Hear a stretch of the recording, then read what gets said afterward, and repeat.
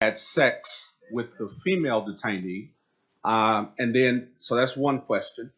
The second part of that question is that happened Wednesday, October 5th. I'm pretty good with numbers and dates.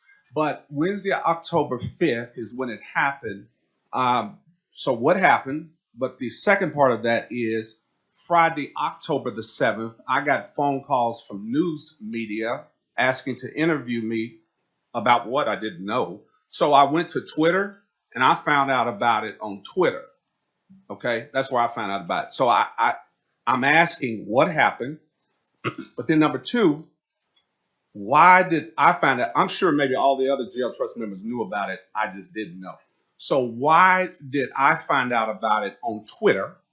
Okay, and not from maybe Mark or you, maybe to pick the phone up. Okay, that's one part. The second, what happened?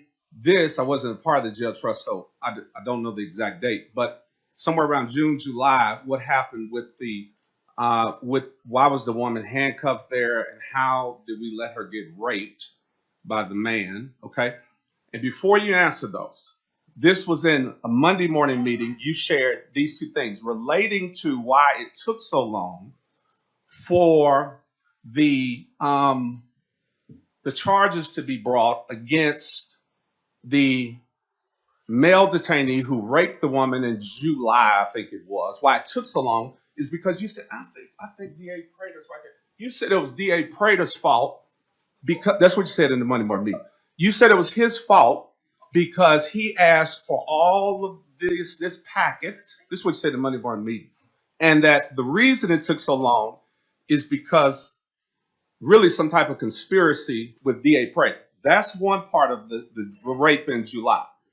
Now, as it relates to the 3 male detainees and the 1 female detainee, I want you to tell us how that happened. And please keep in mind that you told us in the Monday morning meeting that it was Sheriff Tommy Johnson's deputy's fault because they dropped the people off there and left. Okay? You put in a lot of words that really was, I didn't mean to say. That's what happened. And again, I don't remember that exact conversation. We have a huge communication gap.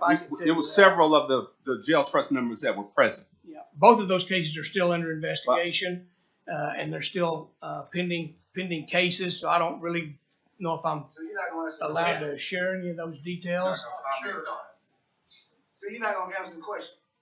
Public's here, Greg. Come on, man, answer the question. How did it happen? Why'd you hide it? Yeah. Why'd you sweep it under the rug and it was July 19th? Public meeting. Come on, man, answer the question. We need an answer. I just need some. David Prater gave you a It's right direct there. order. And you ignored it. I'm waiting until I can be heard. Go ahead. You can answer the question. Okay. He did not say David Prater gave him an order. He said David Prater drug his feet. No. Let me clarify that. No, I didn't mean to communicate that if that's what was communicated. Yeah, Mr. Prater, the district attorney, files the charges. So when those charges are filed, that's his decision to do that. So if I implied or somehow communicated to you that it was his fault, then I apologize for that. That is not his fault. Okay. I mean, No problem. It wasn't his fault. Okay. I was there, and what I heard Mr. Williams say was that Mr. Prater's inspectors asked for a lot of follow-up information, and it took him a long time to get that follow-up information. that's right. Mr. Chairman, since my name's being thrown around here, I'd be happy to explain to the trust exactly what happened in that matter. Please. May I? Thank you. The morning after the rape occurred, Curtis Winnington, one of the investigators with the jail trust, I believe text messaged me or someone called my office and said, "We need to talk to you." No, I'm sorry. They got a hold of the chief of my sex crimes unit, Galen Giger, and they wanted to bring over a matter that had just occurred and said it was serious. And we said, "Come on."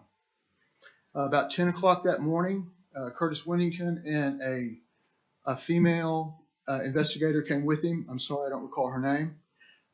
They said, "We're not sure if this is consensual or not, but we've got some video we want you to watch." Within 2 seconds, it was clear to me that what I saw was a forcible rape on a woman chained to a wall by an inmate who had been left to roam the receiving area by someone in the jail trust. I said, I don't know what you saw, but I saw a damn rape. I said, you bring me a probable cause affidavit and a charging packet immediately. I know you've got an investigation that's going to continue. That's fine, but we need to get this guy charged immediately. I want you to get back with me as quickly as you can. 3 days go by. A week goes by. Another week goes by. A month goes by. Almost 2 months goes by when I had instructed Galen Gigger, the chief of my sex crimes unit, to call Whittington. We called him no less than 6 times, and he said, we're continuing to look at the matter. The jail trust administration are reviewing the reports and have not released them yet. And continuously we said, bring us a probable cause affidavit and a charging packet. That's all we need. We understand that you have an investigation that will continue, but we need to get this man charged with the rape. Well, he had been released a long time before we ever got that. That's the truth.